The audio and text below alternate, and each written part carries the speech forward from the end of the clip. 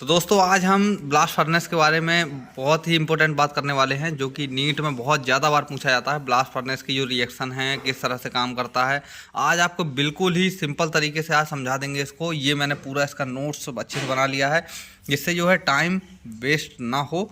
तो चलिए शुरू करते हैं। तो ये हमारे पास यहाँ पे है ये आयरन ओर, ठीक है। आयरन ओर जो होता है वो उसका फार्मूला होता है Fe2O3 और Fe3O4, ठीक है। और इसमें कई सारी इम्प्योरिटीज़ भी होती हैं, ठीक है। जैसे अगर हम खुदाई करेंगे तो हमको आयरन ओर भी मिलेगा, उसमें कई सारी मिट्टी वगैरह भी होगी, ठीक है। तो उसको हम कंसनट्रेट करेंगे, जो हमने पहले जब पढ़ चुके हैं। जो कंसनट्रेशन जो है यहाँ पे देखिए हम ये है कौन कौन सी मेथड है, हाइड्रोलिक वाशिंग, मैग्नेटिक सेपरेशन और ये फ्रॉस्ट फ्लोटेशन मेथड। मतलब अलग अलग कंसनट्रेशन की कंसनट्रेशन, मतलब कि इसको में से जो गेंगू है उसको निकालना। गेंगू यानी अनवांटेड पार्टिकल्स जो हैं। जैसे अगर मैं आपको चीनी दूं, चीनी नहीं, मान लीजिए छोटे छोटे आयरन के टुकड़े दूं, उसमें कई बहुत सारी मिट्टी मिला दूं, तो आप उस मिट्टी को निकालेंगे तो वो एक गेंगू है, ठीक है। और उसमें से आयरन ओर को अलग कर देंगे, ठीक है। तो यहाँ पे उसको कंसनट्रेट करना यानी गेंगू को अलग कर देना। तो यहाँ पे थोड़ा सा आयरन ओर जो है वो बहुत ज़्यादा थोड़ा कंसनट्रेट हो जाएगा, मतलब कि उसमें से अनवांटेड पार्टिकल कुछ हद तक निकल जाएंगे, फिर ठीक है।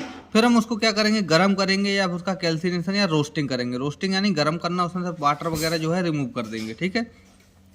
कैल्सिनेशन में क्या हो जाएगा, उसमें जो कार्बोनेट वगैरह हैं उन वो ऑक्साइड या सल्फाइड के फॉर्म में बन करके वो अलग हो जाएंगे, ठीक है। अब यहाँ पे जो हमको जो भी चीज़ मिलेगी, जो आयरन का ओर रहेगा जो मिलेगा, उसमें से बहुत सारे अनवांटेड पार्टिकल्स जो हैं निकल चुके हैं, बहुत सारी चीज़ें अलग हो चुकी हैं। तो यहाँ पे लगभग 80% तक शुद्ध हो जाता है। अब उसमें हम क्या मिलाएंगे, लाइम स्टोन और कोक मिलाएंगे, ठीक है। लाइम स्टोन का फार्मूला होता है वो होता है CaCO3, ठीक है। उसके बाद कोक यानी कार्बन, कार्बन को मिलाएंगे। फिर क्या होगा उसके बाद में, ये कोक है। अगर ब्लास्ट फर्नेस में क्या होता है, गर्म होता है वो बहुत ज़्यादा, 500 से लेकर 1500 केल्विन तक उसमें तापमान होता है। तो यहाँ पर क्या होगा, वो जो गर्मी की वजह से उसके अंदर क्या होगा, वो कार्बन है और ऑक्सीजन होगा, जो नीचे से हम गैस पास करवाएंगे ब्लास्ट फर्नेस के अंदर। तो एक मिनट आपको मैं ब्लास्ट फर्नेस का एक बार फिर से दिखाता हूँ। तो यहाँ पर जो है ये ब्लास्ट फर्नेस है ना, तो यहाँ पर जो ऑक्सीजन और एयर जो है उसकी लगातार सप्लाई दी जाती है ऊपर के लिए, ठीक है। तो आपको दिख रहा होगा ये ऊपर की साइड में लगातार सप्लाई दी जा रही है। तो यहाँ पर ये ऑक्सीजन है जो ये नीचे से ही आया है, और कार्बन हमने ऊपर से डाला था। तो कार्बन प्लस O2 ये CO2 बन जाएगा। और FeO जो ये अभी बनता है, एक बाई प्रोडक्ट बनता है ब्लास्ट फर्नेस के अंदर, ये आगे पढ़ेंगे। तो ये आयरन ऑक्साइड और कार्बन मिल करके ये अलग हो जाएगा, आयरन का एलिमेंट, और यहाँ पे CO कार्बन मोनोऑक्साइड गैस बन जाएगी, ठीक है। तो ये यहाँ पर कोक के साथ में क्या होता है, जो हमने डाला है साथ में वो आपने देख लिया। अब हम पढ़ेंगे कि ब्लास्ट फर्नेस के अंदर कौन कौन सी रिएक्शन होती हैं। ये वाली जो रिएक्शन है इनको देखेंगे। और यहाँ पे ये देखिए, और लाइम स्टोन एंड कोक जो हम डाल रहे हैं अंदर की साइड में, तो ये जो है नीचे की जा रहे हैं, और इसमें तापमान जो है ऊपर कम होगा, नीचे जो है तापमान बढ़ता जाएगा, यानी कि जो टेम्परेचर है वो नीचे की ओर इंक्रीज होता जाएगा। यानी कम टेम्परेचर ऊपर होगा, ज़्यादा टेम्परेचर नीचे होगा, ठीक है। तो यहाँ से हमको क्या मिलता है, ब्लास्ट फर्नेस के बाद पिग आयरन मिलता है, ये भी हम अभी पढ़ेंगे, एक मिनट है। तो ये देखिए, ये रिएक्शन है ब्लास्ट फर्नेस के अंदर। तो ऊपर की साइड में 500 से 800 केल्विन तापमान होगा। तो वहाँ पे लाइम स्टोन जो है जो हमने डाला था वो किसमें बदलेगा, CaO कैल्शियम ऑक्साइड और CO2 में, ठीक है। जो हेमेटाइट है Fe2O3, इसके साथ अगर CO मिलेगा, जो CO कहाँ बना था, CO ये यहाँ पे, ठीक है। तो ये किससे ये मिलेगा, किससे, कार्बन मोनोऑक्साइड, और ये बना लेगा FeO प्लस CO2, ठीक है। इसमें दो ही रिएक्शन होती हैं, ये भी नीट में बहुत बार आता है। और यहाँ पे ये 900 से लेकर 1500 केल्विन यानी 900 से 1500 केल्विन पर कौन सी रिएक्शन होती है, 3 रिएक्शन होती हैं।